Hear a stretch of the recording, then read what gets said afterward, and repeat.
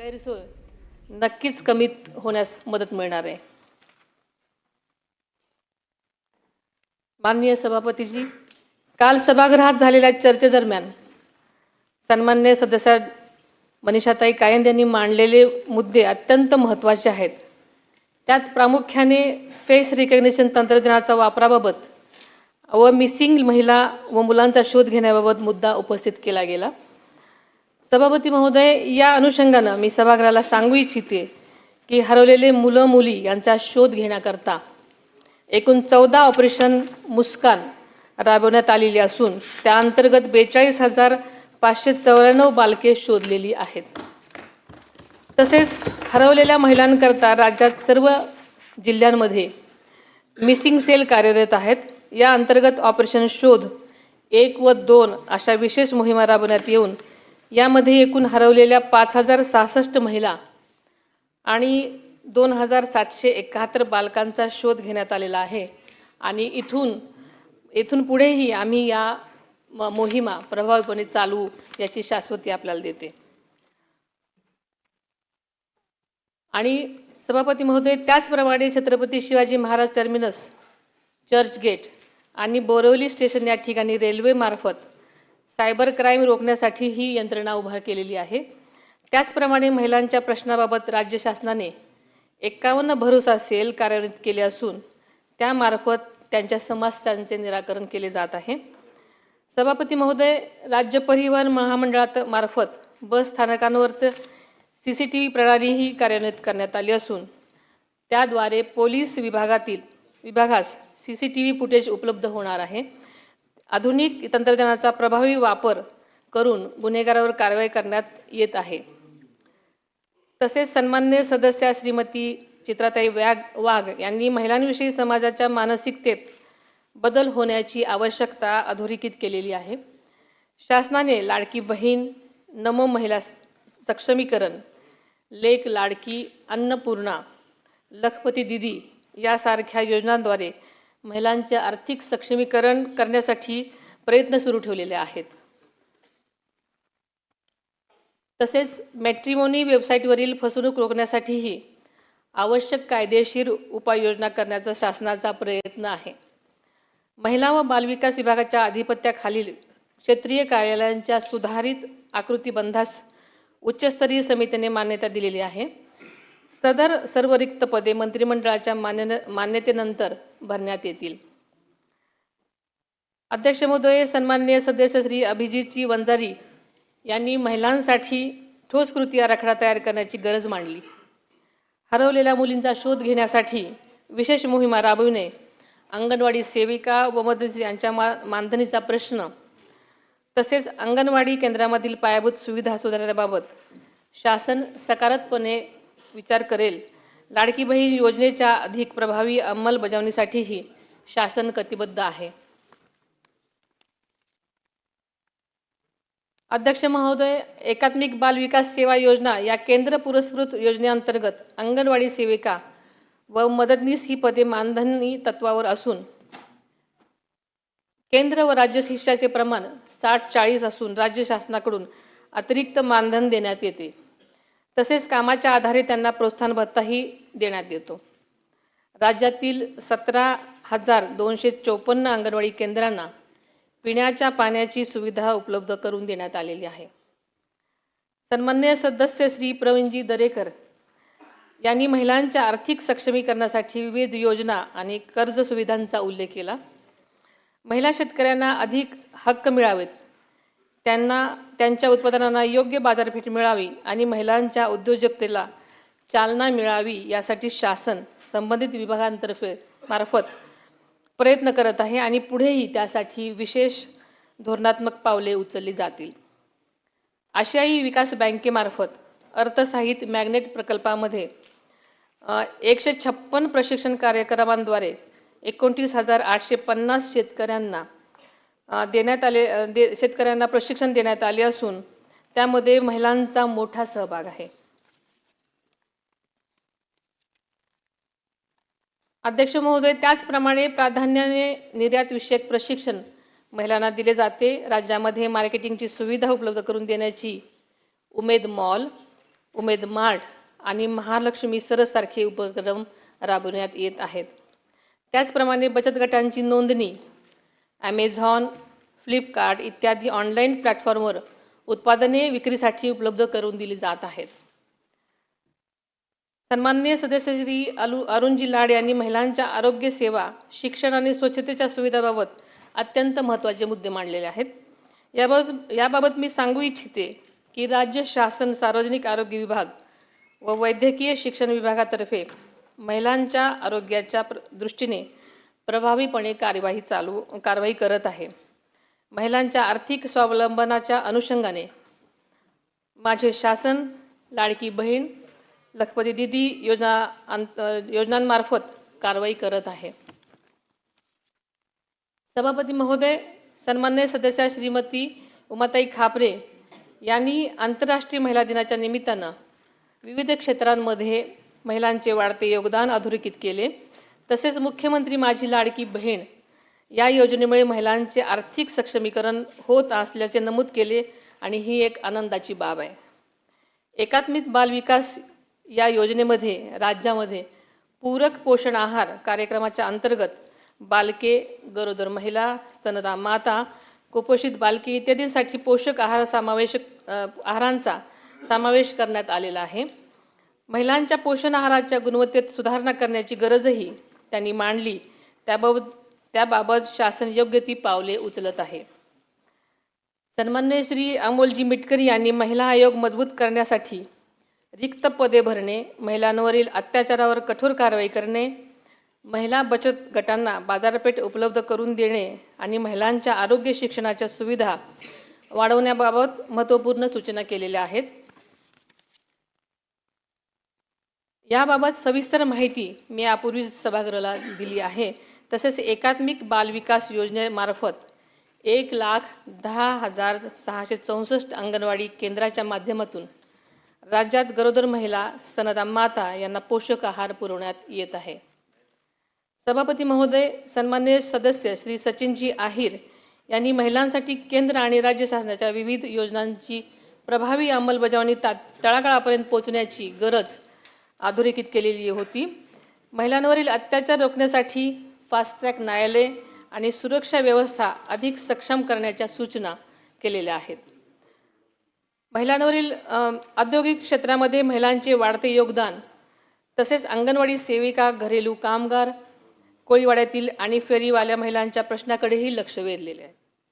याबाबत मी सभागृहाला सांगू इच्छिते की माझे शासन महिला, आर्थिक विकास महामंडळ, उमेद इत्यादींच्या माध्यमातून महिलांचे सक्षमीकरण करण्याची कारवाई करत आहे. तसेच घरेलू महिला कामगारांच्या बाबत शासन आग्रही आहे. आत्तापर्यंत जवळपास 5,000 महिलांना घरगुती भांड्यांचे संच वाटप करण्यात आलेले आहेत. आर्थिकदृष्ट्या दुर्बल महिलांना शासनाचा आधार मिळावा, तसेच मतिमंद मुलांच्या मातांना प्रशिक्षण देऊन सेविका म्हणून संधी देण्याची सूचनाही केलेली आहे. या सर्व सूचनांचा शासन गांभीर्यपूर्वक विचार करून आवश्यक त्या उपाययोजना नक्कीच करेल. उपसभापती तथा सन्माननीय सदस्या डॉक्टर नीलमताई गोरे यांनी राज्याच्या 4थ्या महिला धोरणासाठी सर्व विभागांनी प्रभावी कृती आराखडा तयार करून अंमलबजावणी करावी अशी अपेक्षा व्यक्त केलेली आहे. एकल महिलांच्या समस्यांवर राज्य शासनाने सर्वेक्षण करून विशेष उपाययोजना कराव्यात अशी ही मागणी केलेली आहे. आदरणीय दादांनी सुद्धा एकल महिलांच्या समस्या सोडवण्यासाठी वेळोवेळी बैठक घेऊन आवश्यक त्या सूचना संबंधितांना केल्या होत्या. याचा उल्लेख अर्थसंकल्पीय भाषणातसुद्धा माननीय मुख्यमंत्री महोदयांनी केलेला होता. महाराष्ट्राचे 4थे महिला धोरण लागू करण्यात आलेले आहे. हे धोरण लवचिक स्वरूपाचे असून त्यामध्ये काळानुरूप बदल करण्याची तरतूद करण्यात आलेली आहे. या धोरणाच्या प्रभावी अंमलबजावणीसाठी उच्चस्तरीय समिती गठीत करण्यात आली असून विभागनिहाय कोणत्या विभागानं किती दिवसात कारवाई करावयाची आहे याबाबत तरतूद करण्यात आलेली आहे. ग्रामीण भागातील महिलांचं जीवन अधिक सुकर व्हावं या उद्देशाने राज्याचे प्रथमच आदिशक्ती अभियान राबवण्यात येत आहे. या अभियानाच्या माध्यमातून प्रत्येक गाव, बालविवाह मुक्त, अत्याचार मुक्त करण्याबरोबरच मुलींचे शाळा सोडण्याचे प्रमाण कमी करणे हा उद्देश आहे. या अभियानामुळे गावातील महिलांचे जीवन अधिक सुरक्षित, सन्मानजनक आणि सुलभ होण्यास निश्चितच मदत होणार आहे. शक्ती फौजदारी कायदा महाराष्ट्र सुधारणा विधेयक 2020 हे विधेयक राज्य शासनाने केंद्र सरकारकडे पाठवले होते. मात्र 1 जुलै 2024 पासून भारतीय न्यायसंहिता लागू झाल्यामुळे पूर्वीचे हे विधेयक परत घेण्यात आले आहे. पोलीस महासंचालक यांच्या अध्यक्षतेखालील समितीच्या शिफारसीनुसार भारतीय न्यायसंहितेच्या अनुषंगाने आवश्यक राज्य सुधारणा करण्याबाबत प्रस्ताव विधी व न्याय विभागाकडे सादर करण्यात आलेला आहे. त्यावर शासन स्तरावर कारवाई सुरू आहे. महिलांच्या सुरक्षिततेसाठी हा कायदा लवकरच संमत व्हावा यासाठी राज्य शासन आग्रही आहे आणि याबाबत मी स्वतः माननीय मुख्यमंत्र्यांशी चर्चा करून विशेष प्रयत्न करेन. महिलांच्या सक्षमीकरणासाठी राज्य शासनाने महिला शासकीय कर्मचाऱ्यांसाठी महत्त्वाचे निर्णय घेतलेले आहेत. केंद्र शासनाच्या धर्तीवर 180 दिवसाची प्रसूती रजा मंजूर करण्यात आलेली आहे. प्रसूती रजेनंतर गरज भासल्यास कमाल 1 वर्षापर्यंत वैद्यकीय प्रमाणपत्राशिवाय देय अर्धवेतन रजा घेण्यासही परवानगी देण्यात आलेली आहे. मातृत्वाचा सन्मान राखत महिलांना कुटुंब व सेवेत समतोल साधता यावा हा या निर्णयामागचा मुख्य उद्देश आहे. सभापती महोदय, सभागृहातील सन्माननीय सदस्यांनी केलेल्या सर्व सूचनांचा शासन सकारात्मक विचार करून महिलांच्या सक्षमीकरणासाठी आवश्यक त्या उपाययोजना करेल. आरोग्य, कायदा, बचत गट, सहकारी संस्था, असंघटित महिला कामगार, महिला ऊसतोड कामगार तसेच अत्याचारग्रस्त महिलांसाठी विविध कार्यक्रम राबवण्याची गरज शासनाने ओळखलेली आहे. त्यासाठी आवश्यक आर्थिक तरतुदही करण्यात आलेली आहे.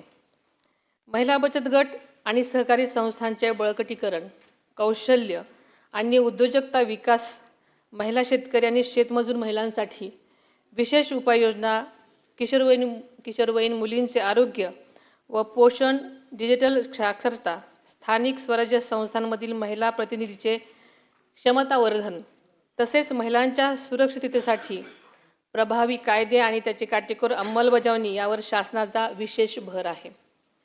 कौटुंबिक हिंसाचारग्रस्त महिलांचे पुनर्वसन, आशा आणि अंगणवाडी सेविका, आत्महत्याग्रस्त कुटुंबातील महिला आणि विविध क्षेत्रातील महिला कामगारांचे सक्षमीकरण करत महिलांच्या सर्वसमावेशक विकासासाठी महाराष्ट्र शासन कटिबद्ध आहे. सभापती महोदय, महिलांचं सक्षमीकरण म्हणजे केवळ सक्षमीकरण नाही, तर त्यांचं सामाजिक, सांस्कृतिक, मानसिक सक्षमीकरण झालं पाहिजे. त्यांचा मानसिक आधार, बळ दिलं गेलं पाहिजे याची जाणीव सरकारला आहे. त्या दृष्टीने सरकार काम करत आहे. महाराष्ट्राचे पहिले मुख्यमंत्री स्वर्गीय यशवंतराव चव्हाण साहेबांनी अत्यंत समर्पक शब्दामध्ये म्हटलं आहे की जेव्हा स्त्रीमध्ये बदल होत जातो तेव्हा समाजातही बदल होणे अटळ आहे. समाज बदलाची प्रतिक्रिया ही स्त्रीच्या बदलात प्रतिबिंबित होत असते. त्यामुळे स्त्री ही समाज बदलाची इंडेक्स असते. आदरणीय चव्हाण साहेबांच्या विचारामध्ये समाज परिवर्तनाचं अत्यंत गहन तत्व दडलेलं आहे. यंदाचे वर्ष आंतरराष्ट्रीय महिला शेतकरी वर्ष म्हणून साजरं केलं जात आहे. शेती आणि ग्रामीण अर्थव्यवस्थेमध्ये महिलांचे योगदान पूर्वीपासूनच अत्यंत मोलाचं आणि महत्त्वाचं आहे. शेतीतील मेहनत, कुटुंबाची जबाबदारी आणि समाजातील भूमिका या तिन्ही स्तरावर महिला उत्कृष्टपूर्वक काम करत असतात. 4 दिवसापूर्वीच राज्याचा अर्थसंकल्प माननीय मुख्यमंत्री महोदयांनी विधानसभेमध्ये सादर केला. त्या अर्थसंकल्पामध्ये महिलांच्या सर्वांगीण विकासासाठी आणि सक्षमीकरणासाठी मोठ्या प्रमाणात तरतुदी करण्यात आल्या आहेत. त्याबद्दल मी मनापासून त्यांचे आभार मानते. राज्याचे दिवंगत उपमुख्यमंत्री आदरणीय अजितदादा पवार यांनी सुद्धा महिलांच्या उन्नतीसाठी सातत्यानं काम केलं. संकल्प सादर करण्यासाठी त्यांची जोरदार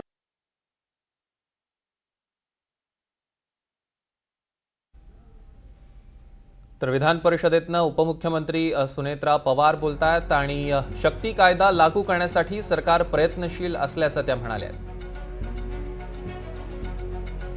सोबतच महिलांचं सामाजिक, आर्थिक, सांस्कृतिक सक्षमीकरण व्हायला हवं असं त्यांनी म्हटलं. ऊसतोड महिलांसाठी सरकारची विशेष योजना असल्याचं देखील त्यांनी सांगितलं. आता भगिनींसह त्यांच्या पाठीशी ठाम उभ्या राहणाऱ्या प्रत्येकाला मनापासून मी शुभेच्छा देते. महिलांच्या सक्षमीकरणासाठी महायुती सरकार कटिबद्ध असल्याची ग्वाही देते. माननीय सभापती महोदय, आपल्या ग्रामीण मातीतून आलेल्या कवयित्री बहिणाबाई चौधरी यांनी स्त्रीच्या कष्ट, धैर्य आणि जिद्दीच्या अत्यंत साध्या पण प्रभावी शब्दात वर्णन केले आहे. त्या म्हणतात, अरे संसार संसार जसा तवा चुल्यावर, आधी हाताला चटके तेव्हा मिळते भाकर. आपल्या सगळ्याला हे माहिती आहे, पण त्यांचा अर्थ खूप खोल आणि सखोल आहे. या ओळीमध्ये स्त्रीच्या सहनशीलतेची, कष्टाची, सृजनशक्तीची ताकद दडलेली आहे. आजची स्त्री अशा जिद्दीने संकटांना सामोरी जात स्वतःचा, कुटुंबाचा आणि समाजाचा विकास घडवत आहे. याच विचारातून महिलांना सन्मान, संधी आणि सुरक्षितता देणारा समाज घडवण्याचा आपला संकल्प अधिक दृढ करूयात असं आवाहन करते आणि आज थांबते. धन्यवाद. जय हिंद, जय महाराष्ट्र.